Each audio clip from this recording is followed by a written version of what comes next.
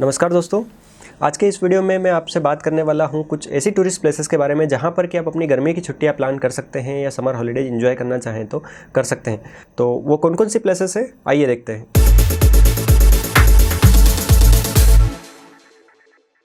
दोस्तों, सबसे पहला जो नाम मैं लेना चाहूँगा वो है साउथ इंडिया का famous hill station Ooty. Ooty को साउथ इंडिया का कश्मीर भी कहते हैं और इसकी ऊंचाई समुद्र तल से देखें तो 2240 मीटर की मिलती है। तमिलनाडु के अंदर आता है और तमिलनाडु के अंदर ही देखें तो एक और हिल स्टेशन है कोडाईकनाल 2133 मीटर, और आसपास में देखें तो कुछ और है जैसे कि केरला का मुन्नार 1532 मीटर, और कर्नाटक में देखें तो एक कूर्ग है 1150 मीटर। तो ये साउथ इंडिया के कुछ फेमस हिल स्टेशन है, अगर आप अपनी छुट्टियाँ यहाँ पे प्लान करना चाहें तो कर सकते हैं। सेकेंड टूरिस्ट प्लेस की बात करें तो वो है गोवा। गोवा के लिए सबसे बढ़िया टाइम अक्टूबर से लगा करके फरवरी तक का होता है, लेकिन अगर आप किसी वजह से हिल स्टेशन प्लान नहीं कर पा रहे हैं तो सबसे बढ़िया जो ऑप्शन बचता है वो है गोवा। गोवा के अंदर बहुत ज़्यादा ठंडा टेम्परेचर तो नहीं मिलता है, लेकिन सुबह शाम का टाइम जो है वो आप बीचेस पे काफ़ी अच्छे से एंजॉय कर सकते हैं। यहाँ की जो नाइट लाइफ है उसको आप अच्छे से एंजॉय कर सकते हैं। अगर आपके पास 3-4 दिन का टाइम है तो गोवा के अंदर अच्छी सी छुट्टियाँ प्लान कर सकते हैं। तीसरी टूरिस्ट प्लेस की बात करें दोस्तों तो वो है उत्तराखंड। उत्तराखंड या उत्तरांचल के अंदर देखें तो मसूरी है, नैनीताल है, ओली है, धनौल्टी है, जिम कॉर्बेट नेशनल पार्क है, ये सब उत्तराखंड के अंदर आते हैं और आप चाहें तो यहाँ पे 8-10 दिन की छुट्टियाँ आराम से एंजॉय कर सकते हैं। इन सब के अलावा दोस्तों चारधाम यात्रा है केदारनाथ, बद्रीनाथ, गंगोत्री, यमुनोत्री की, ये भी उत्तराखंड के अंदर आती है और ये भी मई जून के अंदर चालू होती है। तो अगर आप ये तीर्थ यात्रा करना चाहते हैं तो गर्मियों में यहाँ पर भी प्लान कर सकते हैं। मसूरी और नैनीताल के अंदर गर्मियों में बर्फ़ देखने के लिए नहीं मिलती है, तो अगर आप स्नो एक्टिविटी करना चाहते हैं तो ये दोनों ऑप्शन आपके लिए नहीं है। लेकिन दिल्ली या आसपास के इलाके में रहते हैं जहाँ पर काफ़ी गर्मी होती है और गर्मी से राहत पाने के लिए कोई अच्छा हिल स्टेशन प्लान करना चाहते हैं तो मसूरी या नैनीताल आप प्लान कर सकते हैं। अगली डेस्टिनेशन की बात करें तो वो है शिलांग। शिलांग मेघालय के अंदर आता है और इसे स्कॉटलैंड ऑफ इंडिया भी कहते हैं, क्योंकि 12 महीने यहाँ पे इतना बढ़िया वेदर रहता है कि आप कभी भी चले जाइए, बढ़िया से छुट्टियाँ एंजॉय कर पाएंगे। शिलांग की हाइट देखें तो 1525 मीटर के एल्टीट्यूड में हाइट दिखाई देती है और गुवाहाटी से काफ़ी पास में है। अगर आप गुवाहाटी आसाम में जाते हैं तो वहाँ से आसानी से पहुँच सकते हैं। काफ़ी सारी टैक्सी, बसेस वगैरह के ऑप्शन रहते हैं। हाईवे बढ़िया सा बना हुआ है शिलांग तक पहुँचने के लिए। और शिलांग के अलावा पास में ही देखें मेघालय के अंदर तो चेरापूंजी है, जो कि इंडिया में नहीं बल्कि पूरे वर्ल्ड में सबसे ज़्यादा बारिश के लिए जाना जाता है। तो देख लीजिए, शिलांग, चेरापूंजी या गुवाहाटी के आसपास आप अपनी बढ़िया से गर्मियों की छुट्टियाँ प्लान कर सकते हैं। अगली डेस्टिनेशन की बात करें तो वो है डलहौजी। डलहौजी 1970 मीटर के एल्टीट्यूड पर स्थित है और हिमाचल के अंदर आता है। एक अच्छा हिल स्टेशन है, लेकिन गर्मियों में यहाँ पर भी आपको बर्फ़ देखने के लिए नहीं मिलती है, लेकिन अच्छा ठंडा टेम्परेचर रहता है। तो अगर आप गर्मियों में अच्छा हिल स्टेशन प्लान करना चाहते हैं तो डलहौजी प्लान कर सकते हैं। डलहौजी जब भी लोग प्लान करते हैं तो साथ में मैक्लोडगंज या धर्मशाला का टूर भी प्लान करते हैं, क्योंकि दोनों पास में है। इसके अलावा पास में देखें तो कांगड़ा देवी, ज्वाला देवी या वैष्णो देवी भी आप प्लान करना चाहें तो डलहौजी से प्लान कर सकते हैं। और अमृतसर से इसकी दूरी देखें तो 4-5 घंटे की दूरी पर है। 200 किलोमीटर का हाईवे है और बढ़िया रोड है। तो डलहौजी या धर्मशाला का टूर आप गर्मियों में प्लान करना चाहें तो एक अच्छा ऑप्शन हो सकता है। अगली टूरिस्ट प्लेस की बात करें दोस्तों तो वो है दार्जिलिंग। दार्जिलिंग वेस्ट बंगाल के अंदर आता है और 2042 मीटर की हाइट पर स्थित एक बढ़िया सा हिल स्टेशन है। दूसरी प्लेसेस के कंपैरिजन में इसको आगे रखने का रीज़न सिर्फ इतना सा है कि यहाँ पे 12 महीने एक तो बढ़िया टेम्परेचर मिलता है और साथ ही साथ यहाँ की जो कनेक्टिविटी है वो काफ़ी अच्छी है। इंडिया के सारे बड़े शहरों से आपको दार्जिलिंग के लिए फ़्लाइट मिल जाएगी। ट्रेन से आना चाहते हैं तो सिलीगुड़ी तक ट्रेन से आ सकते हैं, वहाँ से 2 घंटे का रास्ता है। बाय रोड सफ़र करके आप दार्जिलिंग पहुँच सकते हैं।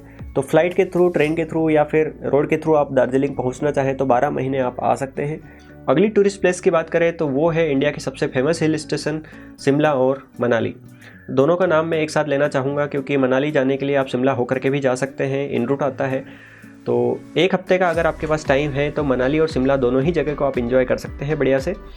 दोनों के बारे में मैंने A to Z इन्फॉर्मेशन के साथ में वीडियो ऑलरेडी बना के रखे हैं, मेरे चैनल पर अवेलेबल है। उनकी लिंक आपको डिस्क्रिप्शन में मिल जाएगी। 3 वीडियो हैं, तीनों आप जा करके देख सकते हैं।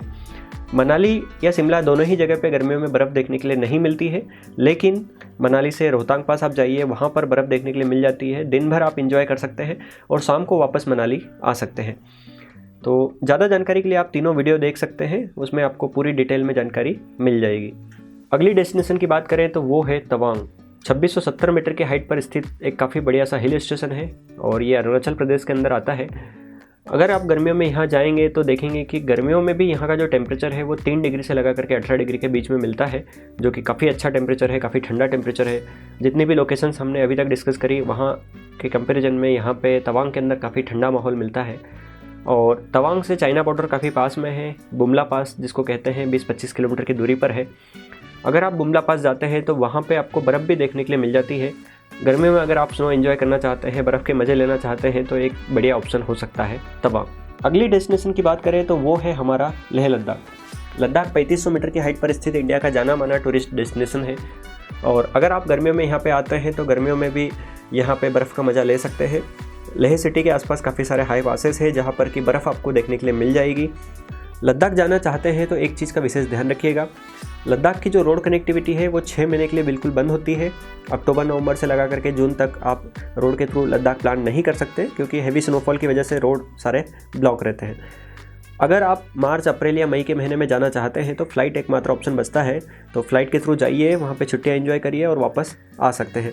इसके बाद में जून के महीने में अगर आप प्लान करते हैं तो फिर रोड्स ओपन हो जाते हैं, और रोड जब ओपन होते हैं तो टूरिस्ट बढ़ जाते हैं। टूरिस्ट बढ़ने की वजह से होटल वालों के रेट बढ़ जाते हैं, टैक्सी वालों के रेट बढ़ जाते हैं। तो भीड़ से बचना हो, ये दिक्कतों से बचना हो तो मार्च अप्रैल या मई के महीने में बढ़िया से प्लान कर सकते हैं। और दोस्तों सबसे आखिरी में नंबर 1 पोजीशन की बात करें तो वो है हमारा सिक्किम। सिक्किम को नंबर 1 पर रखने के काफ़ी सारे रीजन्स हैं। सबसे पहले हम बात करें एल्टीट्यूड की, तो गैंगटॉक जो कि यहाँ की कैपिटल है उसका एल्टीट्यूड है 1650 मीटर। इसके अलावा ऊपर टूरिस्ट पॉइंट की तरफ बढ़ेंगे तो Lachung 2700 metre, Yumthang 3564 metre, Nathula 4310 metre, Katao 4572 metre, और सबसे आखिरी में बात करें 0 पॉइंट की जो कि है चाइना बॉर्डर, वो है 4663 मीटर।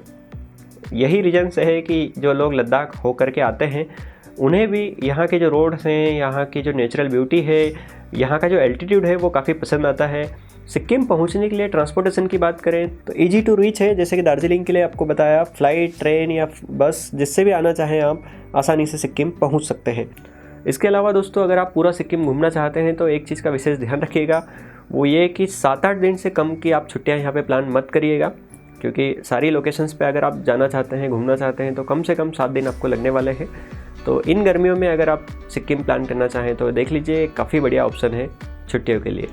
इस पूरी लिस्ट में दोस्तों मैंने कश्मीर को शामिल नहीं किया है, क्योंकि आए दिन कश्मीर में घटनाएं होती रहती है, चाहे जब फ़ोन लाइंस कट कर दी जाती है, चाहे जब इंटरनेट सेवाएं ठप कर दी जाती है, और अभी तो फ़िलहाल 2 दिन के लिए हफ्ते में हाईवे को भी बंद किया जा रहा है। जम्मू से श्रीनगर का जो हाईवे है वो हफ्ते में 2 दिन बंद रहता है। तो ऐसे में आप मुझे बताइए कि कश्मीर आप जाना चाहते हैं, नहीं जाना चाहते हैं, कश्मीर को इस लिस्ट में कहाँ रखना चाहिए, और आपका क्या कहना है कश्मीर के बारे में, ये नीचे कमेंट सेक्शन में ज़रूर बताइएगा। तो दोस्तों आज के इस वीडियो में इतना ही। उम्मीद करता हूं कि आज का ये वीडियो आपको पसंद आया होगा। वीडियो पसंद आया हो तो अपने दोस्तों के बीच शेयर करना मत भूलिएगा। साथ ही साथ चैनल को सब्सक्राइब कर दीजिए, बेल आइकन दबा दीजिए, और कोई डाउट रह गया हो या कोई सवाल हो आपका किसी भी लोकेशन के बारे में तो नीचे कमेंट सेक्शन में कमेंट कर डालिए। मिलते हैं फिर नेक्स्ट वीडियो के अंदर। Thank you.